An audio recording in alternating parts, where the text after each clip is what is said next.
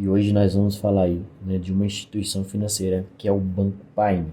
A gente vai falar aí sobre os resultados do terceiro trimestre de 2023 desta instituição financeira que vem mostrando aí uma grande melhora nos seus resultados, na sua carteira de crédito, né? E com isso a instituição vem tendo um grande crescimento aí em seus números. Quando a gente olha aqui no site de análise de ações, por exemplo, é uma instituição que tem uma valorização de mais de 170% nos últimos 12 meses, refletindo a grande melhora que ela vem tendo aí nos seus resultados durante esse ano.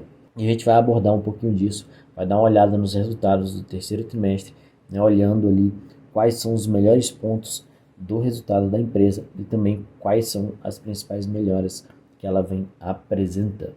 Mas antes da gente partir para o nosso conteúdo, vou pedindo para você curtir, comentar e compartilhar esse vídeo. E se você ainda não é inscrito aqui no canal, inscreva-se. Dando seguimento aqui, vamos aqui para o resultado da empresa do terceiro trimestre de 2023. Já partindo aqui para a carteira de crédito expandida, que é muito importante a gente observar quando a gente está falando de instituição financeira, principalmente bancos, né? Então, a gente vê que a carteira de crédito expandida deles tem crescido bastante, né, desde o período de setembro de 2022. Aqui eles trazem um período trimestral, dezembro, março, junho, né, e setembro de 2023, onde chegou aqui a 9,2 bilhões de reais. A gente vê que é um crescimento de 65% em relação ao mesmo período do ano anterior e um crescimento de 18% em relação ao segundo trimestre de 2023. Então a gente vê, né, que eles vêm aí com um crescimento muito forte da carteira de crédito expandida. E a distribuição no prazo médio dos créditos, né, dos contratos que eles têm com seus clientes, tem aí uma grande parcela, né, de 67% com duração entre 1 a 3 anos. Apenas 9% tem duração maior aqui do que 3 anos. Então a gente vê que eles têm uma carteira de crédito com um período, né, aí um pouco reduzido, né? Isso pode ser aí positivo ou negativo para a instituição, dependendo, né, ali da questão de inadimplência. Inclusive, inadimplência é essa que, quando a gente olha aqui, né, ela tem tido um crescimento puxado aqui principalmente pelas médias e grandes empresas. A gente observa aqui, né, que as médias empresas lá em junho de 2023 estavam em 0,5% e agora em setembro de 2023, né, está ali em 1,8%. Na videoconferência da empresa, na apresentação de resultados, eles disseram, né, que esse crescimento aqui, né, é basicamente duas empresas que estão fazendo essa puxada da inadimplência de 90 dias para cima.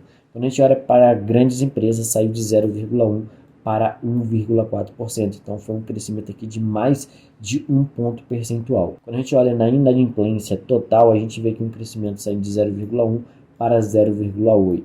O varejo colateralizado, que era de 0% até então, né, no segundo trimestre de 2023, agora em setembro de 2023 é de 0,3%. Então aqui já tem um ponto de atenção para a gente observar no Banco Paine, que é esse crescimento, né, aí na inadimplência, né, acima de 90 dias. Isso aqui se torna um pouco preocupante. A carteira de crédito de empresas tem principalmente aqui a composição feita por 56% em capital de giro, né? Então, o capital de giro para as empresas, né, é a maior parte aí da carteira de crédito das empresas do Banco Paine. O ticket médio é aqui de 6,3 milhões de reais atualmente, né? E eles acabaram tendo aqui uma pequena redução em relação ao primeiro trimestre, né, e um pequeno crescimento em relação ao segundo trimestre de 2023, em relação ao tamanho da carteira que eles têm, saindo lá de 772 milhões para 760 milhões agora no terceiro trimestre. Aqui eles trazem bem detalhado, né, a distribuição setorial. O agronegócio, né, a maior parte da carteira deles, representada aqui por 26%, acompanhado do imobiliário e o industrial, que são aí os três maiores. Tem os demais setores aqui, mas com percentuais menores. O índice de penetração por produtos atingiu aqui um valor médio de 2,5 produtos para cada cliente. Então, né, cada cliente deles aqui dessa carteira de crédito de empresas tem no mínimo aí, né, 2 produtos com eles. A gente vê que boa parte da carteira, 31%, tem no máximo aqui um produto, 27% da carteira tem no máximo aqui 2 produtos e 19% da carteira tem aqui até 3 produtos. E o restante aqui divide em 4 produtos ou mais. Já falando do varejo colateralizado, que hoje, né, é a principal força da instituição, né, onde está a maior parte da sua carteira, que hoje, né, é representada por 4,4 bilhões de reais. Então, né, isso representa aí basicamente quase 50% da carteira de crédito da instituição. A gente vê aqui que boa parte dessa carteira de crédito do varejo colateralizado, né, é representado aqui por empréstimos realizados aí em parceria com o INSS, também com a utilização do FGTS. Então, basicamente aqui 85% da carteira tem ligação aqui, né, com o governo.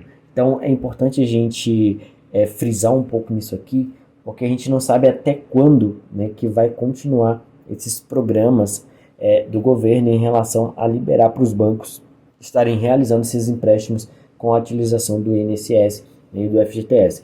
A gente já viu nesse ano 2023 algumas mudanças em relação, né, ao percentual que as pessoas aposentadas, pensionistas poderiam, né, comprometer ali do seu benefício em empréstimos, e isso acabou também atingindo as instituições financeiras de alguma forma.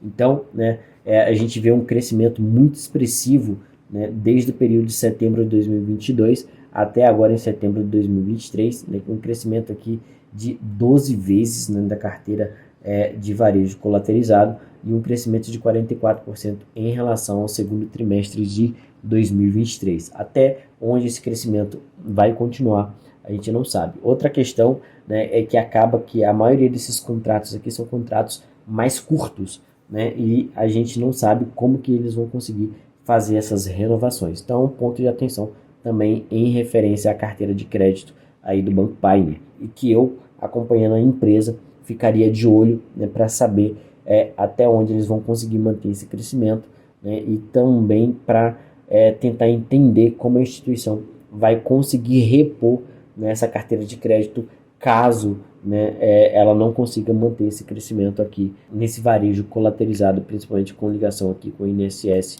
e o FGTS.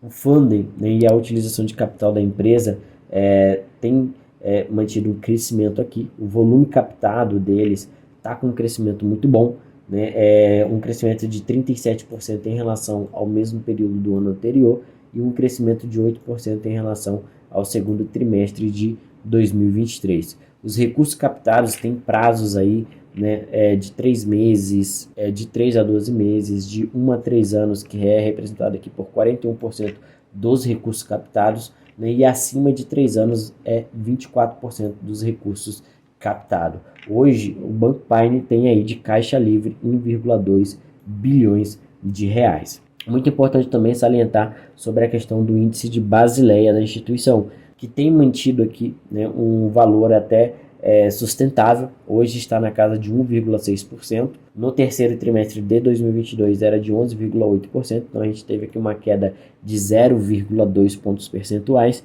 Mas o crescimento da carteira de crédito, né, saiu de 5,5 bilhões para 9,2 bilhões de reais. Então a gente teve um crescimento aqui bem expressivo da carteira de crédito e mesmo assim a instituição conseguiu manter a Basileia praticamente no mesmo patamar. Quando a gente olha para o índice de Basileia ajustado, né, a gente vê aqui o índice de Basileia de 12,5%, o que é dentro aí, né, do esperado pelo Banco Central e também da média das instituições brasileiras que fazem parte aí do sistema financeiro nacional. Um ponto bem legal de olhar também aqui são a evolução das captações incentivadas, né, que tiveram um crescimento aqui bem expressivo. Lá em setembro de 2022, as captações incentivadas representavam 8% e agora, né, em 2023, no terceiro trimestre, já representava aí 19% de toda a captação que a instituição financeira fazia. Falando de desempenho financeiro, o lucro líquido da instituição tem crescido bem, saiu lá de um lucro líquido na casa de 12,2 milhões de reais no terceiro trimestre de 2022 para 45,5 milhões de reais no terceiro trimestre de 2023. Então a gente vê aqui também, né, que o ROAI, que é o retorno, né, sobre o capital da instituição, tem crescido bastante. A gente vê que saiu lá né, de uma margem de 5,8% para uma margem de 19%, mostrando aí a melhora na eficiência da instituição. A gente vê aqui, né, que nos 9 meses no consolidado, a instituição teve um lucro líquido de 118 milhões, um crescimento bem expressivo frente aos 18,5 milhões nos 9 meses do ano anterior, né, onde o banco tinha uma margem de 3% e atualmente tem aqui uma margem de 17,4%. A margem financeira bruta da instituição também manteve um crescimento bem interessante e as despesas operacionais, né, e o índice de eficiência também vem mantendo aqui bons números. A gente vê que as despesas operacionais cresceram, né, mas não teve um crescimento tão grande, né? Então mantém um crescimento aqui próximo da inflação, vamos dizer assim, e também respeitando ali o crescimento do lucro líquido da instituição, mostrando um equilíbrio, né, entre o resultado da empresa e o crescimento das suas despesas operacionais. Então, com isso, né, a gente vê aqui que a instituição trouxe bons resultados. A gente vindo aqui no site de análise de ações, como eu já falei, é uma empresa que teve um crescimento expressivo nas suas ações, levando em consideração, né, quando a gente olha o histórico aqui, a instituição, né, estava negociando aqui ali no ano de 2022 na casa de R$1 e hoje está negociando aí na casa de R$4, né, fazendo frente ao grande crescimento nos seus resultados.